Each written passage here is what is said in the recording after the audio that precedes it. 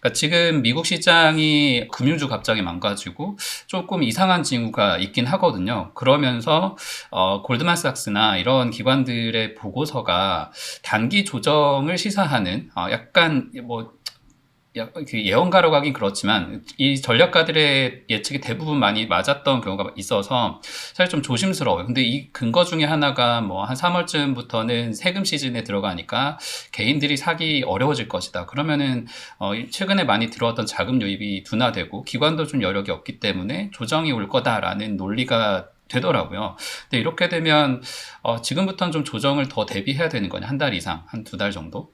딱히 뭔가 호재를 할 게 없는 상황이잖아요. 4월까지도 계속 관세 이슈도 터질 거고. 그러면 어떻게 좀 대응해야 맞는 시기라고 할 수 있을까요? 너무 어려운 이야기인데요. 사실 저는 제 별명이 이제 쫄보여서 저는 원래 쫄보입니다. 그래서 원래부터 혼자서 계속 연초부터 혼자 조정장을 대비하고 있었고요. 이런 분명히 3월에 큰 거 온다. 혼자서 계속 그러면서 이제 주변인들한테 이거 좋은 것 같아 하고 저는 사지 않는 이제 그런 바보 같은 짓들을 하고 있었기 때문에 저는 대비를 해야 되는 게 맞다고 생각을 하기는 합니다. 그런데 뭐 사실은 그럼에도 불구하고 이제 뭐 지금 서비스업 지표나 이런 이야기들이 있지만은 어제 월마트도 그렇고 지금 미국 경제가 결국 그래서 침체로 가느냐 이런 잊을만 하면 나오는 침체 걱정들이 되게 큰 거잖아요. 근데 침체를 외치기에는 아직까지도 미국 경제가 그렇게 약하다는 징후가 저는 그렇게 별로 보이지 않거든요. 물론 이제 한 달 이렇게 뭐 전달에 너무 높았던 것이 약간 뭐 기저로 인해서 달라지고 이런 정도인 거지. 저는 그렇게까지 걱정되는 지금 당장 미국 경제 체력이 걱정되는 그런 거는 별로 보이지 않습니다. 다만 제가 걱정되는 거는 인플레이션. 달걀을 제가 지금 3주 달걀이 너무 비쌉니다. 지금 정말. 코스트코랑 저기 어디죠?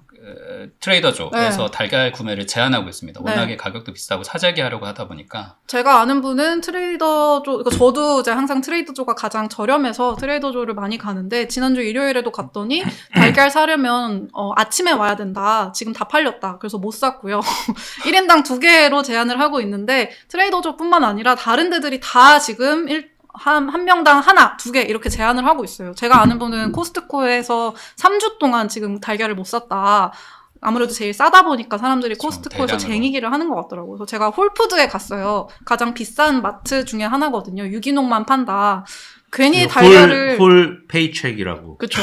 가서 이제 내 월급을 다 써야 된다라고 해서 이제 그러는데 왠지 달걀이 꼭 있어야만 할 것 같은 마음에 홀푸드를 한번 갔는데 달걀 거기도 저렴한 게 12개에 13달러.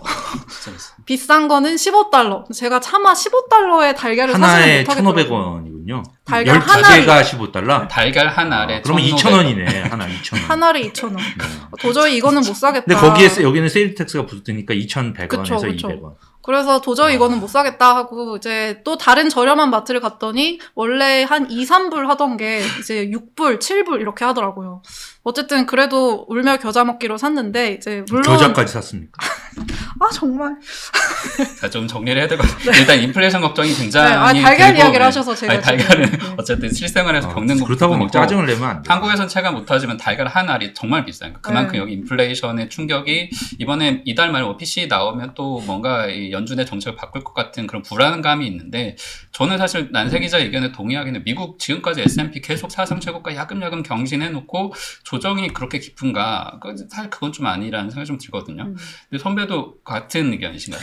저는 지금 펀더멘탈을 좀 봐야 될 것 같아요. 주가라는 거는 두 가지로 이루어지는데 하나는 이제 펀더멘탈, 즉 이익에 대한 전망이죠. 향후에 이 기업이 얼마나 이익이 늘어날까. 그리고 거기에 멀티플, 몇 배를 주고 내가 살 것인가. 라는 건데 이 펀더멘탈의 이익의 전망이 사실은 지금 약간 줄어들고 있어요. 그러니까 작년 말에만 해도 올해 전체 이익이 S&P 500 기업들의 이익이 한 14% 정도 늘어날 거야. 라고 이제 예상을 했었거든요. 1분기도 마찬가지고 그리고 가면 갈수록 더 가속화될 거야. 이런 기대 때문에 이제 주가가 먼저 12개월 앞으로 향후니까 먼저 반응을 했는데요. 지금 월마트 같은 데가 대표적이고요. 애플도 비슷하고요. 가이던스가 약해요. 뭔가 관세 얘기도 하고 어떤 세계 경기 이렇게 관세를 때리고 나면 세계 경제가 좋을 수가 없잖아요. 그런 얘기들을 걱정을 하면서 약한 가이던스가 나오다 보니까 그 약한 가이던스 때문에 그걸 들은 월가의 애널리스트들이 기업에 대한 실적 추정치 전망을 낮추고 있습니다. 낮추고 있어서 1분기만 해도 엊그제 나온 통계를 보니까 12월 말에는 그게 14% 늘어날 걸로 봤었거든요. 작년 동기 대비. 그런데 그게 10%로 줄었어요. 일부에서는 8%까지 줄었다는 얘기도 나와요. 그러니까 이 주가를 받쳐주는 이 펀더멘탈 이익 쪽의 분야가 물론 8% 10%도 좋지만 그게 사상 최고치까지 막 갈 줄 알았는데 그 정도로 가속화되지는 않는 그런 수준인 거죠. 그리고 두 번째 이 멀티플 쪽으로 보면 멀티플은 뭐 여러 가지 요인이 있겠지만 금리가 사실 가장 큰 영향을 줍니다. 이 금리 만약 제가 지금 금리가 너무 낮다 그러면 무리해서라도 주식을 사게 돼요. 그러면 제가 뭐 20배도 주고 사고 25배도 주고 사고 뭐 좋은 주식은 30배도 주고 사고요. 500배 주고 사는 주식도 최근에 있었죠. 예, 그런 것처럼 그래 줄 텐데 금리가 높으면 뭐 내가 위험부담 무릅쓰고 이 주가 비싼데 그렇게까지 멀티플이 비싼데 그걸 사야 되나? 라고 하면서 그냥 채권 사거든요. 그렇죠. 그런 어떤 대체 자산이 있는데 그 채권 금리에 대한 전망이 지금 관세, 인플레이션 기대 그런 걸로 인해서 금리가 안 떨어질 것 같고 페드가 안 내릴 것 같고 페드 하는 사람들 얘기도 다 우리 잠시 멈춰서 지켜볼래 라고 하니까 이 멀티플이 늘어날 수가 없는 거예요. 오히려 조금 더 이렇게 가면 작년까지만 해도 사람들이 올해 4번 더 금리를 내릴 거야 라고 생각을 했는데 지금 2번으로 줄었고 1번으로 줄면 멀티플이 축소가 될 수가 있습니다. 그러면 주가에 아까 막 펀더멘탈인 이 이익 거기에 멀티플도 줄어들면 어떻게 됩니까? 주가가 올라갈 수가 없는 거죠. 최소 올라갈 수는 없고요. 거기서 오히려 이 멀티플이 줄어들면서 내려올 수도 있는 그런 상황이 현재의 상황이 아닌가라고 생각합니다. 이게 맞는 부분이 지금 기술주의 조정, 기술주가 계속해서 뭔가 신고가를 경신하는 흐름이 아니라 메타를 제외하면 대부분이 고만고만한 흐름을 유지하고 있는 데다가 요즘 핫한 기업이 난세계 열심히 판 팔란티어 같은 종목도 마찬가지고 월마트 그리고 레딧이나 힘스는 오늘 엄청나게 빠지고 있는데 이게 사실 그런 말씀을 그게 멀티플이 높은 기업들이에요. 대표적입니다. 그러니까 이런 것들이 사실 연관들이 다 있는 것 같아요. 어떤 기업의 어떤 미래는 정말 충분히 인정을 하지만 좀 영향이 있는 것 같고 근데 조금 문제는 개인들이 갑자기 많이 들어간 팔란티어 같은 종목들은 그래도 미 국방부에서 수주를 줄였다. 이거 하나만으로 이렇게 막 계속 내려갈 이유는 아닌 것 같거든요. 저는 일단 두 가지 얘기를 하고 싶은데 일단 팔란티어 얘기를 하셨으니까 사실 팔란티어가 이제 최근에 빠진 게 결국 두 가지죠. 하나는 이제 국방 예산 감축 그리고 하나는 이 알렉스 카프와 뭐 이런 스티브 코엔이나 이런 경영진이 또 판다.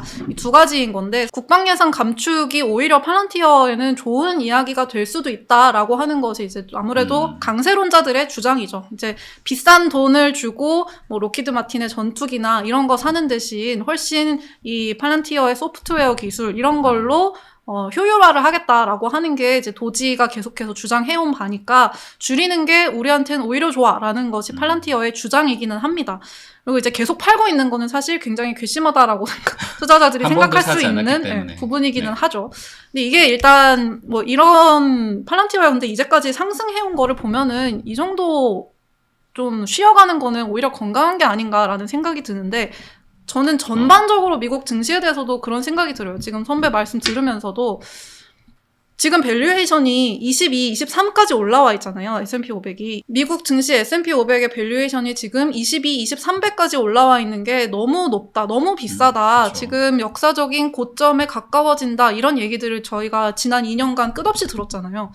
근데 지금 오히려 만약 이렇게 이익 성장률이 10에서 14%였던 게 뭐 8에서 10%? 이 정도 내려오면서 밸류에이션이 약간 낮아진다면 오히려 건전한 게 아닌가. 더 그렇죠. 한번 크래시를 겪고 이렇게 다시 반등하는 것보다 그냥 이 너무 거품이 끼어 있다라고 하는 경계심을 좀 줄이면서 좀 더 길게 오래 갈 수 있는 그런 기반을 마련한다라고도 볼 수 있지 않을까라는 생각이 저는 듭니다. 네, 그것도 저는 동의는 하는데 그 기간이 이제 뭔가 당장 뭐 이번 주 다음 주에 막 전환이 있다라기보다는 말씀을 저희가 오늘 조금 다룬 대로 단기 조정의 구간도 좀 있는 거기 때문에 이젠 시계열을 좀 같이 가져가야 되는 거 아닌가. 그리고 미국 증시 좋은 거는 막 숏도 할 수 있고 그게 너무 과하면 알아서 또 반등도 해주고 하니까 적정 가치를 찾아가잖아요.